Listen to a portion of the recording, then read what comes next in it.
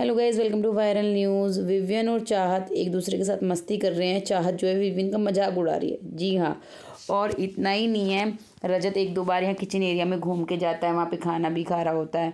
दरअसल ये भी एक दूसरे से बात करना चाहते हैं। चाहत ने ये भी बताया कि क्यों झगड़ा हुआ था उसका रजत से। शिल्पा पूछ रही थी कि तेरी रजत से क्या बहस हो रही थी कल शाम, तेरा क्या झगड़ा हो गया इतना बड़ा, है ना। वो भी चीज़ बताएंगे आपको, चाहत ने बताया है।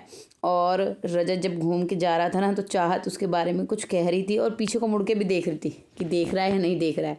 इनकी ये नोक-झोंक ही चल रही है। भाई झगड़ा तो हुआ ही हुआ है, लेकिन इतना कुछ ऐसा भी नहीं हो गया है कि अब ये बात ही नहीं कर रहे हैं। लेकिन है ना, थोड़ा सा ईगो वाला भी है।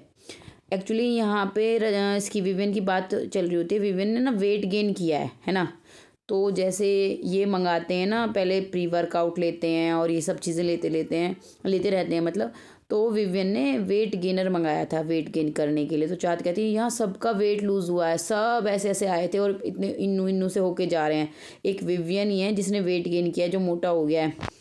तो वो कह रहा था चाहत बात तो सुन, बात तो सुन। तो चाहत सुन ही नहीं रही होती है, बार बार मजाक बना रही होती है। बताओ विवियन ने वेट बढ़ा लिया, विवियन का तुमने कैसे वेट बढ़ा लिया।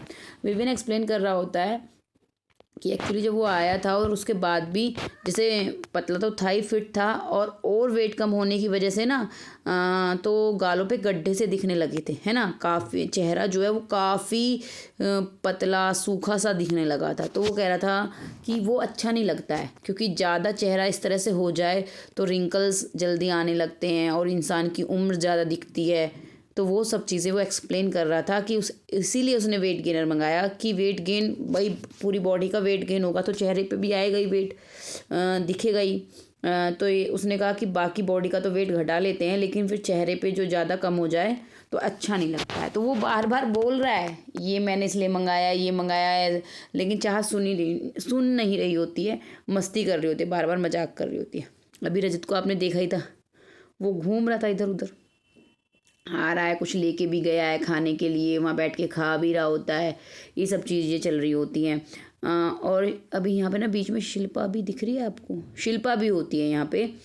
तो शिल्पा पूछती है कि तेरा क्या झगड़ा हुआ रजत से। तो चाहत कहती है जो टास्क में हुआ था वो तो हुआ ही था। बाद में कह रहा था कि तूने मेरे से इसलिए कहा या इसलिए टास्क में बोला क्योंकि तू जिसे जिताना चाहती थी, मैंने उसका साथ नहीं दिया।